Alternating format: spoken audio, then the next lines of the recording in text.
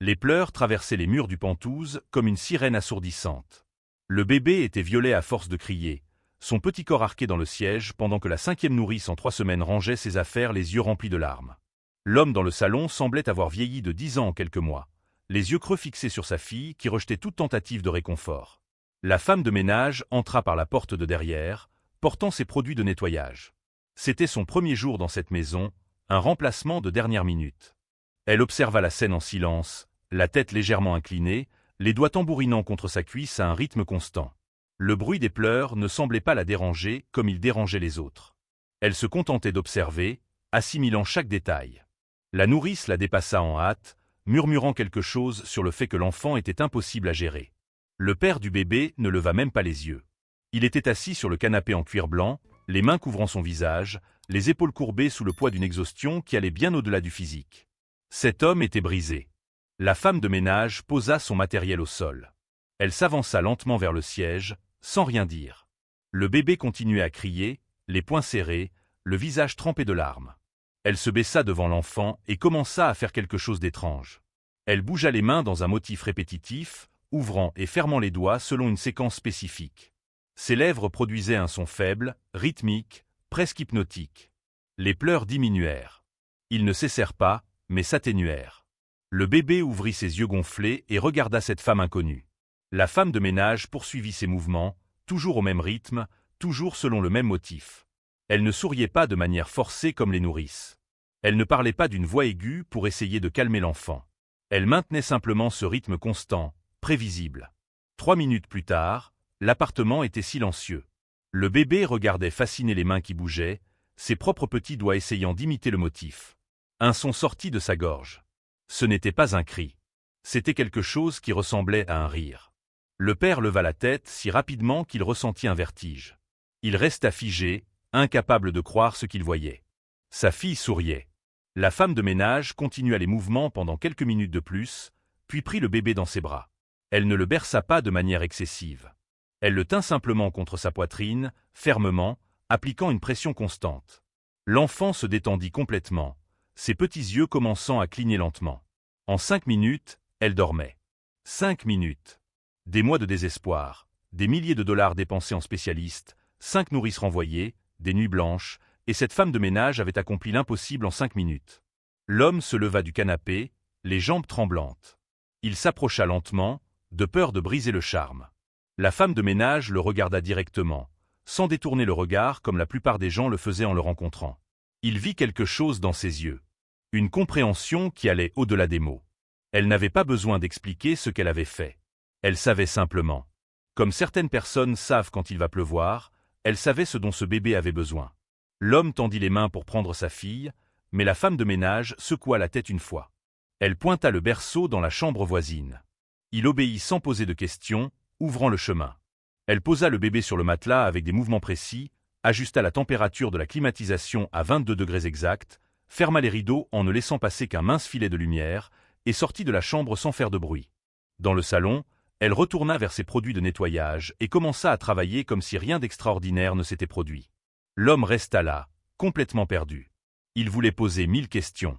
Il voulait comprendre comment elle avait fait cela. Il voulait savoir si elle pourrait le refaire. Mais quelque chose dans son attitude l'empêchait d'envahir cet espace. Il l'observa pendant qu'elle nettoyait. Il y avait un motif dans chacun de ses mouvements. Toujours de gauche à droite.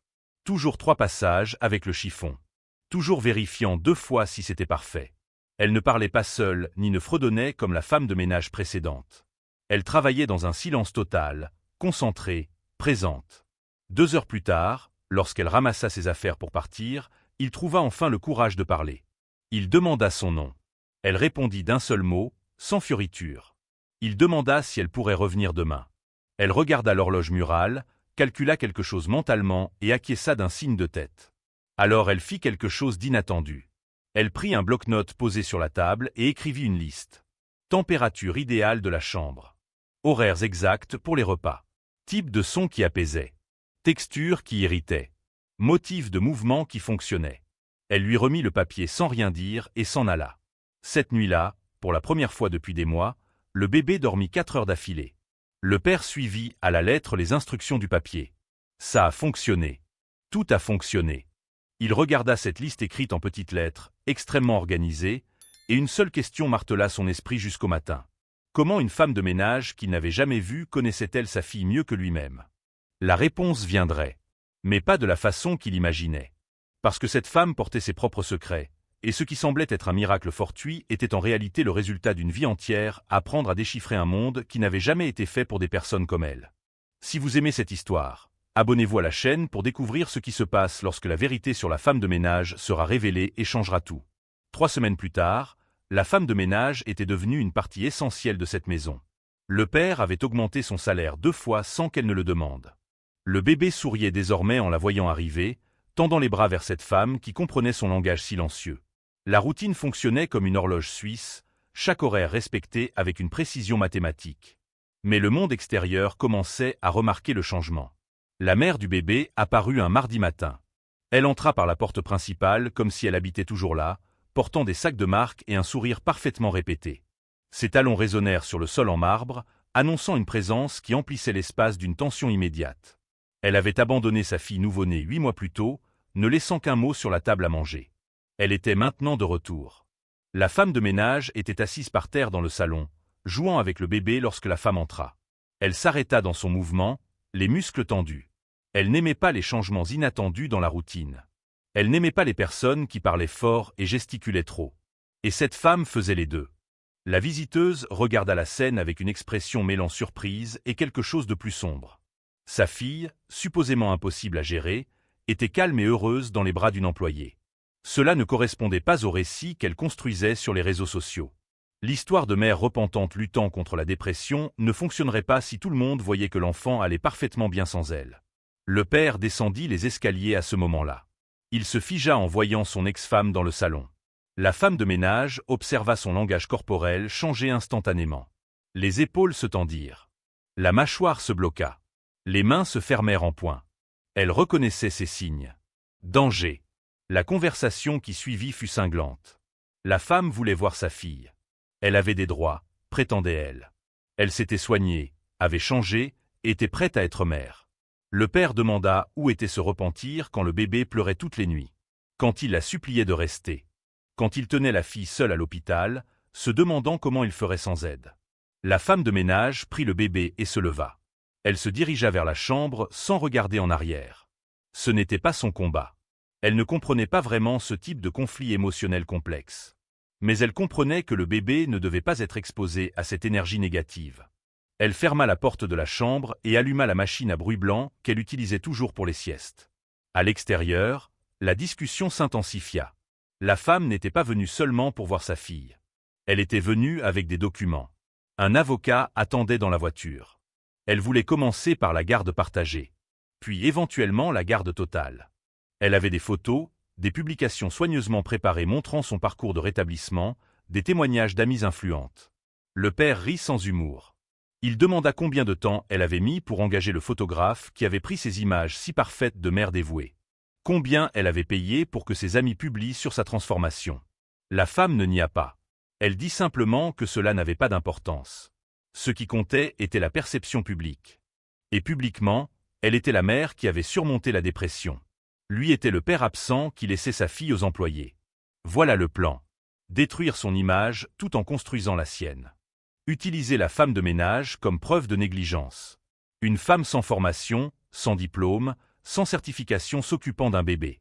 Quel genre de père permettrait cela? Son avocat avait déjà tout préparé. Procédure, témoins, une campagne sur les réseaux sociaux qui la peindrait en héroïne et lui en méchant. La femme de ménage n'entendit pas cette partie de la conversation. Elle fredonnait doucement pour le bébé, un son monotone que l'enfant adorait.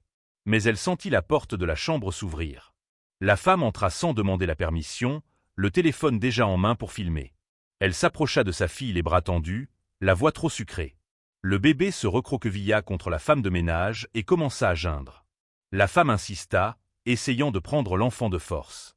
La femme de ménage fit un pas en arrière, se mettant entre elles. Elle ne dit rien. Elle regarda simplement l'intruse droit dans les yeux avec une intensité qui la fit hésiter. Le père entra à ce moment-là et fit sortir son ex-femme de la chambre. La discussion continua dans le couloir. Menace légale d'un côté. Promesse de se battre jusqu'au bout de l'autre. Lorsqu'elle partit enfin, L'appartement resta dans un silence pesant. Il retourna dans la chambre. La femme de ménage avait de nouveau réussi à calmer le bébé. Elle était assise dans le fauteuil à bascule, le mouvement constant et rythmique qui fonctionnait toujours. Il s'assit par terre à côté d'elle, la tête basse, et pour la première fois depuis qu'ils s'étaient rencontrés, parla de son ex-femme. Il raconta le mariage qui n'était parfait que sur les photos. La grossesse non planifiée qu'elle avait clairement dit ne pas vouloir. L'accouchement où elle avait tenu le bébé pendant 30 secondes avant de demander qu'on le lui retire. Le mot disant qu'elle n'était pas née pour être mère et qu'il ne devait pas la chercher. La femme de ménage écouta sans interrompre. Elle n'offrit pas de mots de réconfort car elle ne savait pas lesquels utiliser. Mais quand il eut fini de parler, elle fit quelque chose de simple. Elle posa sa main libre sur son épaule et la laissa là. Pression ferme. Constante. Le même type de contact profond qui calmait le bébé. Ça fonctionna. Il inspira profondément pour la première fois depuis des heures. Remercia d'une voix tremblante. Il dit qu'il ne savait pas ce qu'il ferait sans elle. Qu'il se battrait pour garder sa fille en sécurité. Peu importe ce que son ex-femme essaierait de faire. La femme de ménage acquiesça d'un signe de tête. Puis elle prit son carnet et écrivit quelque chose. Elle poussa le papier vers lui. C'était une liste de choses dont il aurait besoin pour le procès. Documents médicaux prouvant que le bébé était en bonne santé. Registre des visites chez le pédiatre. Photos du développement de l'enfant. Témoignages sur la routine établie. Il regarda cette liste et réalisa quelque chose de perturbant. La femme de ménage se préparait pour une guerre qui n'avait même pas encore officiellement commencé. Comme si elle savait exactement ce qui allait arriver. Comme si elle avait déjà vu cette histoire auparavant. Et peut-être que c'était le cas. Parce que des personnes comme elle passent leur vie à être sous-estimées, étiquetées, considérées comme incapables. Peut-être savait-elle exactement comment fonctionnait le jeu consistant à utiliser les apparences contre la vérité. Ce qu'il ne savait pas, c'est que la bataille ne faisait que commencer. Et que la femme qu'il avait engagée pour nettoyer sa maison était sur le point de devenir la seule chose entre sa fille et un système prêt à les séparer. Les documents du procès arrivèrent un vendredi. Pages et pages d'accusations soigneusement élaborées. Le père était négligent. Il laissait sa fille avec des personnes non qualifiées. Il priorisait le travail sur la famille. La femme de ménage était décrite comme quelqu'un sans formation, potentiellement dangereuse, une étrangère qui parlait à peine correctement. Chaque mot était un mensonge enveloppé à moitié dans la vérité. Son avocat fut direct. Les chances étaient mauvaises. La mère biologique avait l'avantage dans le système. Elle avait l'argent pour une équipe juridique puissante. Elle avait un récit public fort de rédemption. Et il y avait le fait indéniable qu'il laissait sa fille avec une femme de ménage pendant qu'il travaillait 12 heures par jour. La solution évidente semblait être de licencier la femme de ménage. Engager une nourrice certifiée, diplômée, avec des références impeccables. Quelqu'un qui paraissait parfait sur le papier. Quelqu'un qu'un juge approuverait. L'avocat précisa que garder cette femme était un risque qu'il ne pouvait pas prendre.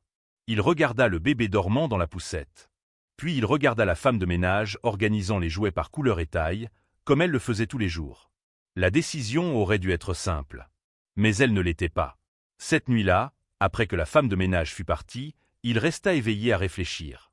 Sa fille avait complètement changé depuis l'arrivée de cette femme dans leur vie. Elle ne pleurait plus jusqu'à vomir. Elle n'avait plus ces crises où elle restait inconsolable pendant des heures.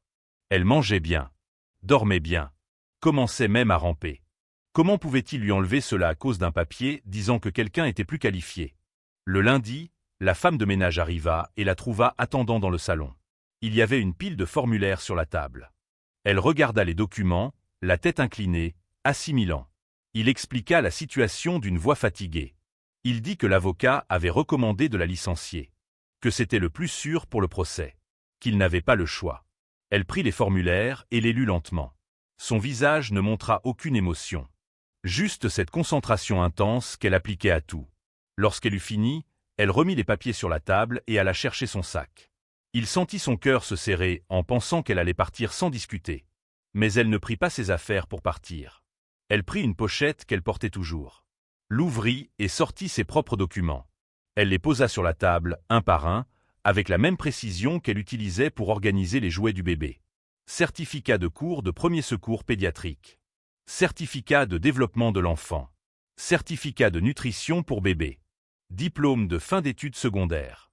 Historique de 3 ans de travail dans une crèche spécialisée avant de déménager dans cette ville. Référence de 5 familles précédentes, toutes avec des lettres manuscrites louant son travail. Il regarda ses documents complètement choqué. Elle avait tout. Elle était plus qualifiée que la plupart des nourrices qu'il avait interviewées. Pourquoi ne l'avait-elle jamais mentionné? Pourquoi s'était-elle présentée uniquement comme femme de ménage? Elle montra la dernière feuille de la pile. C'était un rapport médical. Diagnostic d'autisme à haut fonctionnement. Il lut les mots, essayant de comprendre pourquoi elle montrait cela. Elle prit un carnet et écrivit rapidement. Quand je parle du diagnostic lors de l'entretien, on ne me recrute jamais. On dit que je ne peux pas m'occuper d'enfants. On dit que je suis incapable. Alors j'ai arrêté d'en parler. La colère qu'il ressentit à ce moment fut viscérale. Elle était la personne la plus compétente qu'il connaissait. La seule qui comprenait vraiment sa fille. Et le monde la forçait à cacher cela pour obtenir du travail. Il prit ses documents et les rangea avec ceux du procès. Il dit qu'il ne la licencierait pas. Qu'ils utiliseraient cela au tribunal. Quel était exactement ce dont sa fille avait besoin. Elle secoua la tête. Écrivit de nouveau. Le rapport va empirer. Ils vont l'utiliser contre vous. Ils vont dire que vous avez laissé votre fille avec quelqu'un ayant un handicap. Que vous avez été irresponsable. Il froissa le papier et le jeta. Il dit que cela n'avait pas d'importance. Qu'il se battrait de toute façon. Que le système avait tort, pas elle. La femme de ménage le regarda longuement. Puis fit quelque chose qu'elle n'avait jamais fait auparavant. Elle sourit. Pas un grand sourire ou exagéré. Juste une petite courbe des lèvres qui signifiait plus que 1000 mots. Les semaines suivantes furent une préparation silencieuse. La femme de ménage commença à documenter tout avec une obsession méthodique. Filmait les interactions avec le bébé. Prenait des photos des repas. Tenait des registres détaillés de chaque étape de développement. Température de la chambre, horaire de sommeil, réaction à différents stimuli. Chaque détail comptait. Le père commença à percevoir le génie de tout cela. Elle construisait un dossier scientifique. Pas basé sur l'émotion, mais sur des données pures. Une preuve incontestable que le bébé prospérait sous ses soins. Il aidait comme il pouvait, mais c'était elle qui menait cette opération avec une précision militaire. Pendant ce temps, l'ex-femme intensifiait sa campagne publique. Publications quotidiennes sur la maternité. Photos professionnelles d'elle tenant les bébés d'amis. Articles sponsorisés sur son parcours de guérison. Interviews dans des podcasts parlant de dépression postpartum. Elle construisait un personnage, et le public y croyait. Mais il y avait des fissures dans la façade. Le père commença à enquêter par lui-même. Découvrit qu'elle n'avait jamais consulté de psychiatre pour dépression. Que les photos avec les bébés provenaient toutes de séances payées. Que son nouvel appartement avait été acheté 2 semaines avant le début du procès, probablement pour paraître stable et prête. Elle ne voulait pas de sa fille. Elle voulait l'image d'une mère réhabilitée. Elle voulait le contrôle. Elle voulait gagner. Une nuit, la femme de ménage donnait le bain au bébé lorsque le père entra dans la salle de bain. Il s'assit sur le bord de la baignoire et posa une question qu'il ruminait. Comment savait-elle autant de choses sur sa fille? Comment avait-elle obtenu en 5 minutes ce que les autres n'avaient pas pu en des mois? Elle ne répondit pas immédiatement. Elle continua de laver les cheveux du bébé avec des mouvements doux. Puis, d'une voix basse qu'elle utilisait rarement, elle dit seulement 5 mots. Parce que j'étais comme elle. Il comprit tout à ce moment-là. Le bébé n'avait jamais été difficile. Jamais impossible. Elle percevait simplement le monde différemment. Elle avait besoin de routine, de prévisibilité, de certains types de contacts et de sons. Les nourrices essayaient de la forcer à correspondre au modèle typique. La femme de ménage l'avait simplement trouvée là où elle était. Et maintenant, il devait faire comprendre cela au système. Il devait faire voir à un tribunal que l'amour et la compréhension valaient plus que des certificats et des apparences. Il devait prouver que la femme qu'il considérait comme la moins qualifiée était, en réalité, la seule véritablement qualifiée pour ce travail. L'audience s'était fixée dans 2 semaines. Son avocat était nerveux. L'ex-femme était confiante. Et la femme de ménage continuait sa routine quotidienne, documentant chaque moment, construisant sa défense silencieuse brique par brique. Elle savait quelque chose que les autres ne savaient pas. Elle avait passé toute sa vie à prouver sa valeur à un monde qui ne croyait pas en elle. Et cette fois, elle ne se battait pas seulement pour elle-même. Elle se battait pour un enfant qui méritait d'être compris, pas changé. La salle d'audience était glaciale. Le père tenait sa fille dans les bras en attendant son tour pour parler. Le bébé était agité par toutes ces personnes inconnues, tous ces nouveaux sons. La femme de ménage était assise 3 rangs derrière, les mains entrelacées sur les genoux, les yeux fixés sur sa nuque. Elle ne pouvait pas s'asseoir plus près parce qu'elle n'était pas de la famille. L'ex-femme entra comme si elle était sur un podium. Vêtements chers mais sobres, maquillage léger, cheveux attachés en un chignon élégant.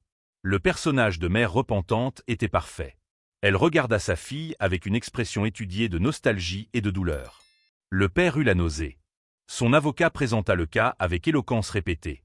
Il parla de dépression postpartum non traitée, du profond repentir, de la transformation personnelle documentée publiquement.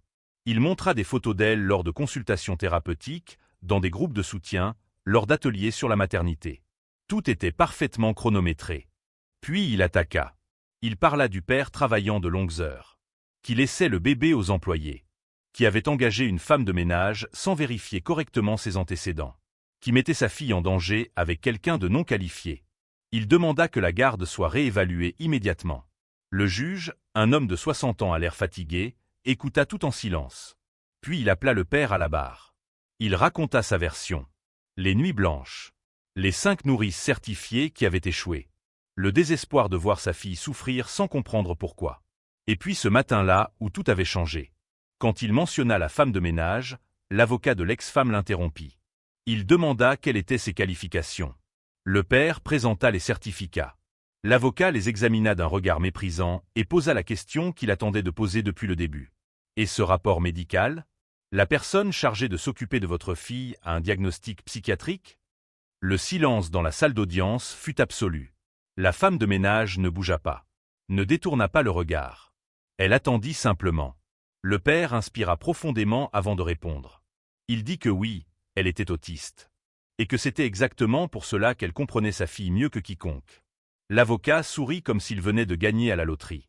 Il commença à discourir sur la responsabilité parentale, sur la mise en danger des enfants, sur un jugement discutable. L'ex-femme fit une expression de choc calculé, la main sur la poitrine comme si elle était réellement préoccupée. C'est alors que le juge leva la main pour demander le silence. Il regarda la femme de ménage assise au fond. Il lui demanda de s'avancer.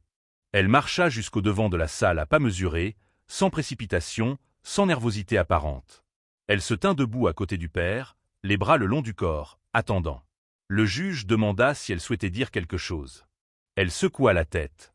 Elle n'était pas douée avec les mots. Pas devant des étrangers. Pas sous pression. Mais elle prit son sac et sortit une tablette. Elle s'approcha de la table du juge et posa l'appareil devant lui. Sur la tablette, il y avait une vidéo. Le juge appuya sur « Lecture ». La caméra montrait le bébé pleurant inconsolable dans les bras d'une nourrice. 3 minutes de pleurs intenses. Puis la même bébé avec la femme de ménage, se calmant en moins d'1 minute. Une autre vidéo. Le bébé refusant de manger avec une autre nourrice, détournant le visage, crachant, criant.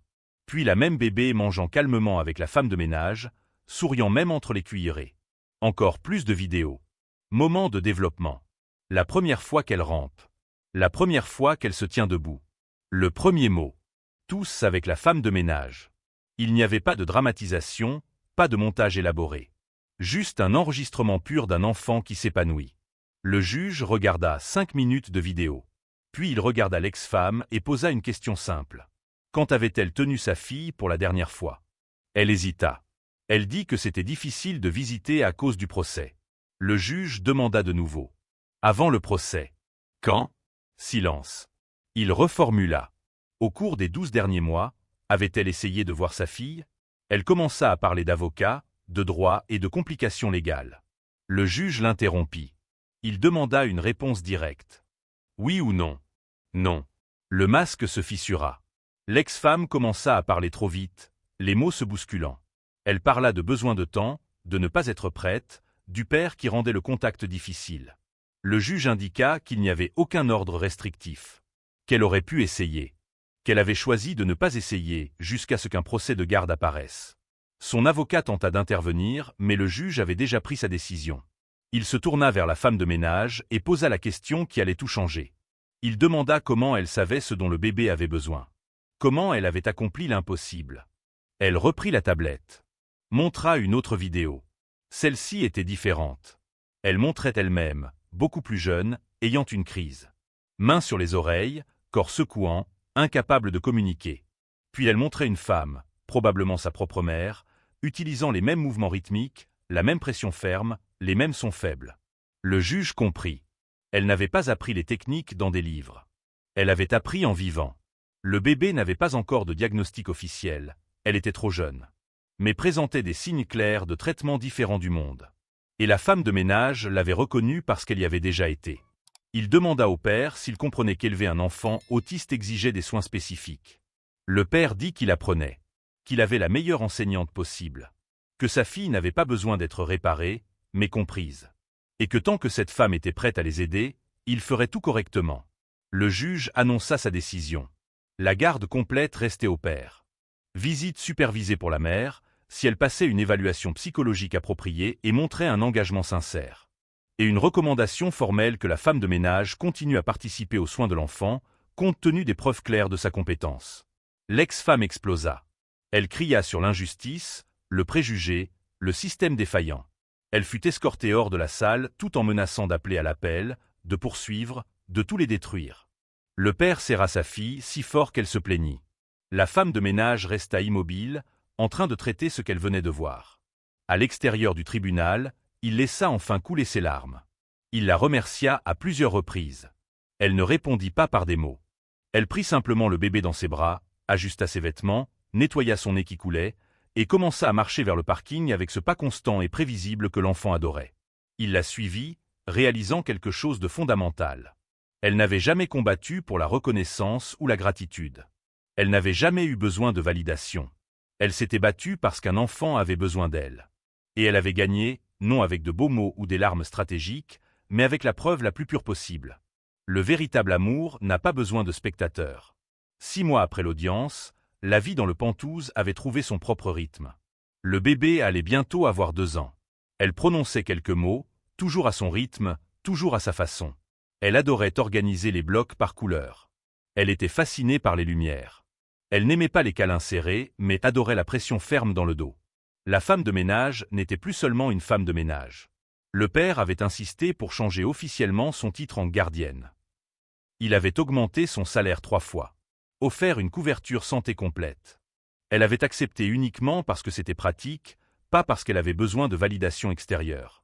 Elle continuait à nettoyer la maison de la même manière méticuleuse qu'auparavant, car l'ordre était important pour elle. Il avait changé aussi. Il avait réduit ses heures de travail. Il avait appris à reconnaître les signes que sa fille donnait lorsqu'elle était surchargée. Il avait découvert que tous les pleurs ne signifiaient pas une crise de colère. Parfois c'était une douleur sensorielle qu'il ne pouvait pas voir. La femme de ménage lui avait appris à observer plutôt que réagir, à poser des questions plutôt qu'à supposer. Un après-midi, pendant que le bébé dormait, il posa une question qu'il avait en tête depuis des semaines. Pourquoi n'avait-elle jamais mentionné être qualifiée? Pourquoi s'était-elle contentée d'être vue uniquement comme femme de ménage? Elle pliait des vêtements avec une précision géométrique. Elle n'arrêta pas ce qu'elle faisait pour répondre. Elle dit que les gens voient ce qu'ils veulent voir. Quand elle parlait de l'autisme lors des entretiens, elle voyait la peur dans les yeux des employeurs. Le jugement silencieux. La certitude qu'elle était incapable avant même de démontrer sa compétence. Alors elle arrêta de parler. Elle laissa les gens la voir uniquement comme femme de ménage. Et dans cette invisibilité, elle trouva la liberté. Personne n'avait des attentes trop élevées. Personne n'était déçu lorsqu'elle ne faisait pas un contact visuel parfait ou avait besoin de pause dans des environnements bruyants. Il était plus facile d'être sous-estimé que constamment évalué. Mais avec cette famille, c'était différent. Le père n'exigeait jamais qu'elle soit différente de ce qu'elle était. Le bébé ne jugeait pas ses mouvements répétitifs ou son besoin de routine. Là, elle pouvait simplement exister. Il s'assit à côté d'elle et dit quelque chose qu'il gardait depuis des mois. Il dit qu'elle avait sauvé sa fille. Qu'elle l'avait sauvé lui aussi, d'une manière qu'il n'avait même pas remarquée. Avant son arrivée, il se noyait dans le désespoir et la culpabilité. Il pensait qu'il échouait en tant que père parce qu'il ne pouvait pas déchiffrer les besoins de sa fille. Elle arrêta enfin de plier les vêtements. Elle le regarda avec cette intensité caractéristique. Elle dit qu'il n'avait pas besoin d'être sauvé. Qu'il avait juste besoin de quelqu'un qui parlait le langage qu'il ne connaissait pas encore. Et qu'elle n'était pas spéciale pour avoir pu faire cela. Elle était simplement différente. Et être différent ne signifiait pas être inférieur. La conversation fut interrompue par des coups à la porte. C'était une voisine de l'étage inférieur avec un enfant de 3 ans. La femme semblait épuisée. Elle expliqua que son fils ne dormait pas, ne mangeait pas correctement, avait des crises de pleurs inexplicables. 4 pédiatres avaient déjà dit qu'il était simplement gâté. Mais une amie lui avait parlé de la femme de ménage qui avait fait des miracles avec un bébé impossible. La femme de ménage observa le garçon. Il évitait de la regarder. Il était pieds nus parce qu'il ne supportait pas les chaussettes. Il avait les mains sur les oreilles même sans bruit fort. Elle reconnut tous les signes en quelques secondes. Elle demanda à la mère de s'asseoir sur le canapé. Elle ne donna pas de conseils immédiats ni de solutions rapides. Elle commença simplement à poser des questions spécifiques. Comment réagissait-il à différentes textures? Quels sons le dérangeaient? Préférait-il les routines ou les nouveautés? Avait-il des obsessions pour certains objets ou motifs? La mère répondit à chaque question en pleurant. Personne ne lui avait jamais posé ces questions auparavant. Tous disaient simplement qu'elle devait être plus ferme, plus cohérente, moins permissive. Personne n'avait envisagé que peut-être son fils n'était pas difficile. Juste différent. La femme de ménage rédigea une liste. De petits changements qui pourraient faire une énorme différence. Couper les étiquettes des vêtements. Utiliser un éclairage plus doux. Maintenir des horaires fixes pour les repas. Offrir des objets à presser lorsqu'il était anxieux. Respecter le besoin d'espace. La voisine saisit ce papier comme s'il s'agissait d'or. Elle remercia 10 fois avant de partir. Le père observa tout en silence.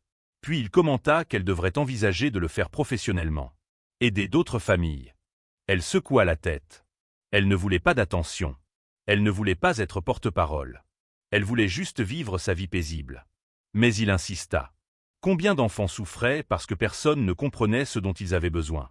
Combien de parents se blâmaient pour quelque chose dont ils n'étaient pas responsables? Elle possédait des connaissances précieuses. Une expérience réelle. Ne devrait-elle pas les partager? La femme de ménage réfléchit longuement. Elle dit peut-être. Mais à sa manière. Sans projecteur, sans interview, sans devenir une source d'inspiration. Juste de l'aide pratique pour ceux qui en avaient besoin. Il acquiesça. Il commencerait petit. Un groupe de soutien discret. Elle n'aurait pas besoin de beaucoup parler. Juste montrer. 3 mois plus tard, 12 familles se réunissaient dans le salon du Penthouse une fois par semaine. La femme de ménage démontrait des techniques simples. Montrait des vidéos. Répondait aux questions par message écrit quand parler devenait difficile. Le père aidait à traduire si nécessaire, mais ce n'était généralement pas nécessaire. Les gens comprenaient. L'ex-femme tenta de faire appel de la décision 2 fois. Elle perdit les 2 fois. Finalement, elle abandonna lorsqu'elle réalisa que le récit public ne fonctionnait pas comme prévu. Les gens commencèrent à se demander pourquoi elle avait attendu si longtemps. Pourquoi elle ne voulait de sa fille que lorsqu'il y avait des caméras. Elle disparut pour une autre ville, une autre vie, un autre personnage. Le bébé continua de grandir à son propre rythme. À 2 ans, elle fut officiellement diagnostiquée. Autisme léger, dirent les médecins. Le père ne prêta pas attention au mot « léger ». Sa fille était parfaite exactement telle qu'elle était. Et elle avait la chance de grandir avec quelqu'un qui ne tenterait pas de la changer. La nuit du 2e anniversaire, après la petite fête juste pour eux 3, la femme de ménage prépara l'enfant pour dormir. Le père les observa depuis le couloir. La femme qu'il avait engagée pour nettoyer sa maison était devenue une famille d'une manière que les papiers et contrats n'auraient jamais pu définir. Elle enseigna que la compétence ne vient pas avec des certificats. Que la compréhension vaut plus que la perfection. Que certaines personnes voient le monde différemment non pas parce qu'elles se trompent, mais parce que le monde a oublié qu'il existe plusieurs façons d'avoir raison. Et la leçon la plus importante de toutes. Parfois, les personnes les plus qualifiées pour résoudre nos problèmes sont celles que la société a appris à ignorer. Parce qu'elles savent ce que c'est d'être sous-estimées. Elles savent ce que c'est de se battre pour un espace dans un monde qui n'a pas été fait pour elles. Et elles connaissent la force qui vient de survivre lorsque tout le monde dit que vous ne pouvez pas. La femme de ménage autiste fit en 5 minutes ce que personne n'avait réussi à faire en des mois. Pas parce qu'elle avait des super-pouvoirs, mais parce qu'elle a vu un enfant là où les autres ne voyaient que des problèmes. Et elle a décidé que cet enfant méritait d'être compris.